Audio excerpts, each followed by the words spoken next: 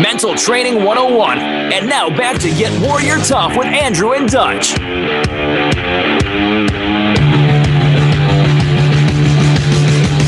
All right, now back in the saddle, Dutch and Andrew and Dutch. Time to Get Warrior Tough. You're down to the last half hour of the most monumental hour in media anywhere.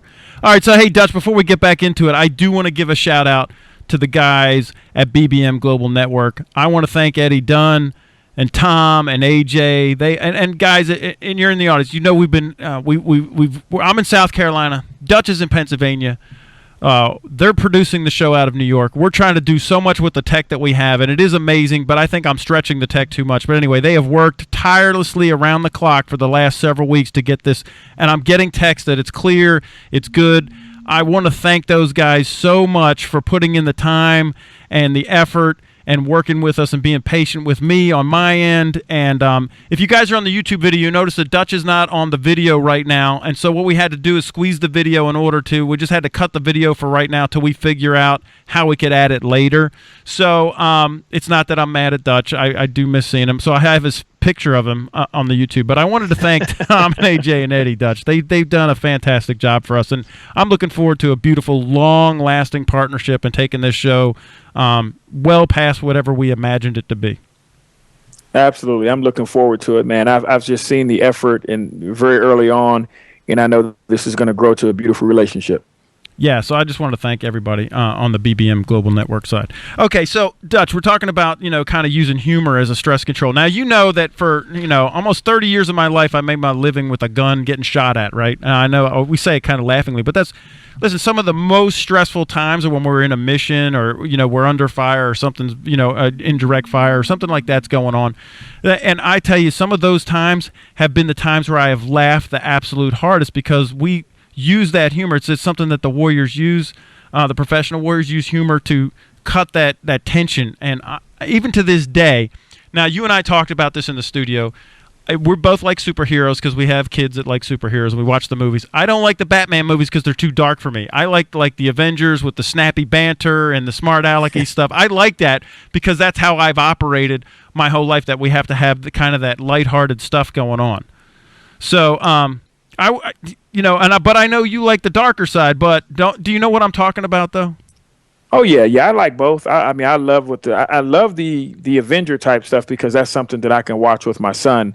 The Dark Knight, not so much, but it does appeal to some of the psychological type thriller type stuff that kind of makes you think. They're trying to add some of that adult element in there, but I definitely love the Avengers stuff more because you can experience that with more people. Right, and it's funny. Okay, so I need the lighthearted thing. I'll tell you, I don't do like the horror movies or like I love that commercial where like teens are like, can't we just get in the running car? They're like, no, let's go hide behind the chainsaws in the graveyard. Like, that's funny, okay? Like, if I was actually watching a horror movie, I couldn't do it because I'd be too, I've lived some horrible stuff, right? So I want the funnier side all the time.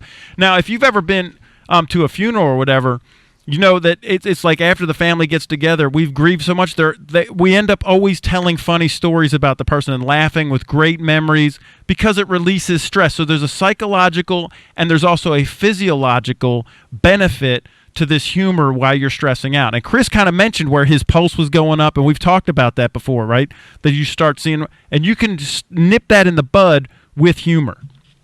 Absolutely. Absolutely. I mean, you have these differences, like you have this good and evil forces battling inside your body.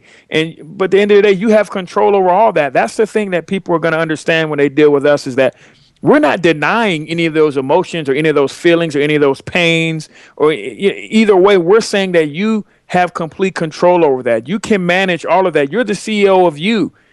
So these things exist, and we're not trying to belittle them, but we do have a place that we put them.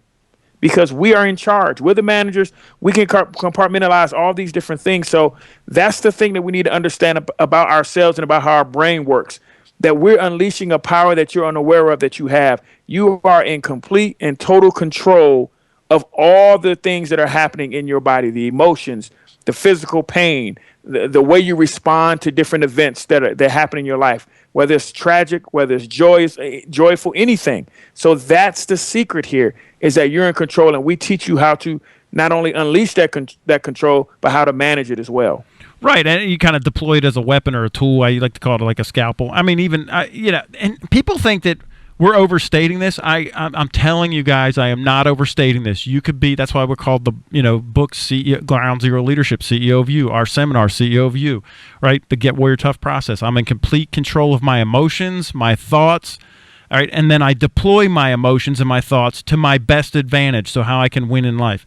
Okay, and then we also do a second half when we teach corporate, and this will be coming out soon, guys. Just give me. I mean, people are like wanting for the second piece. It's called People Whisper, right? Ground Zero Leadership, People Whisper. So after you get control of yourself, you learn how to, I'll say control, but persuade other people to help you get what you want. Right. So but you got to get control of you first. So that's the first step, is to jump in and get. Now, look, guys, I'm telling you, it's not hard. It's very simple, but you have to do the work, and it's going to be a process because your whole life you haven't had control. It's simple enough that even a 3-year-old can do it. I deal with my 3-year-old son, and he's crying about something. So I take him down a path with a series of questions that makes him realize that he shouldn't be crying. There's no reason he should be crying. And I do that by asking him certain basic questions. And he comes to the realization after the third or fourth question that, you know what? Dad's right. Why am I crying? And then he goes and he responds accordingly. So the difference between our listeners and a 3-year-old, unless we have some 3-year-old listeners, is that you can recall what we teach you. And then when we're no longer with you, you have that skill set. Right. You have that ability to then take yourself down that path, get yourself out of that funk. Now, my 3-year-old, I have to routinely remind him. But if I keep doing that, pretty soon he's going to develop that tool, that toolbox of his own, and he's going to be able to go reach in that toolbox whenever he's crying or something upsets him, and I'm not there to take him down that path. He's going to recall at some point that path, that journey on his own. So that's the same skill set that we're giving you. We're gonna take you down there a few times. We're gonna give you the ability to do it, and we're gonna walk with you. We're gonna be in this with you. We're the coach. The coach is in the game with you. He doesn't go out on that field, but he's giving you everything you need before he unleashes you out on that field. So that's what we're gonna do. And at some point, you're gonna be equipped to go into any situation, good, bad, or indifferent, and you're gonna be able to manage your emotions. You're gonna be able to get through and beyond any and every situation as possible, because you have no other choice. People say, "Oh, well, you can't get through everything." Yes, you can. And guess what? You have so far. Yeah. So far in your life, you've gotten through everything. Right. Everything. And you can handle everything. And what we do is you get better at it. So it becomes life gets really fun when you're good at it. When like when my siding was blowing across the yard. Right. A couple years ago, I would have been, and my wife could tell you, I would have been freaking out. Oh my gosh, blah, blah, blah. Now, is that going to fix the siding, me having a meltdown and screaming and yelling at everybody? The stress level goes through the roof. Like you said, it goes out to everybody. So now I'm pushing out my stress airspace. The kids would be stressed out, right? The pet turtle would be stressed out. Everybody would be stressed out in the house, right? Because, daddy's on a tear because the wind blew the siding off. Man, that happens. Welcome to planet Earth, man. That's why they have insurance. And that's why I have, a savings account so I could stroke a check for $500 and fix it. I don't even have to do anything. I literally made one phone call. They're setting the whole thing up. That's why we pay them, right? So there's no stress there. And this is what we're talking about.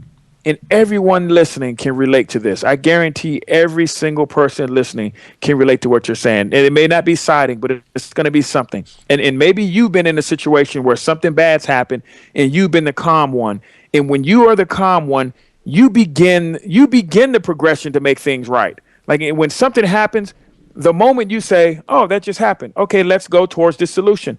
Everyone falls right in line with you. But if you're hooping and hollering and acting stressed out and everything, guess what? People fall in line right behind you. So the sooner that you get it together, or that someone in that room that's the leader, because anyone can do it. Anyone with this skill set can be the leader in any moment. The solution, or the progress towards the solution, begins to happen the moment you decide to make it happen. Absolutely. I mean, it is so true, Dutch, that whoever is in most control of themselves, when they walk into a room in a crisis, everybody looks to them. It doesn't matter what their rank is. It doesn't matter how much they get paid. It doesn't matter what their title is. It could be the lowest paid volunteer intern. If they are under control in a crisis, everyone looks to them. And the solution is, it isn't beginning until somebody steps up. And we want that somebody to always be you. Right? Why would you listen?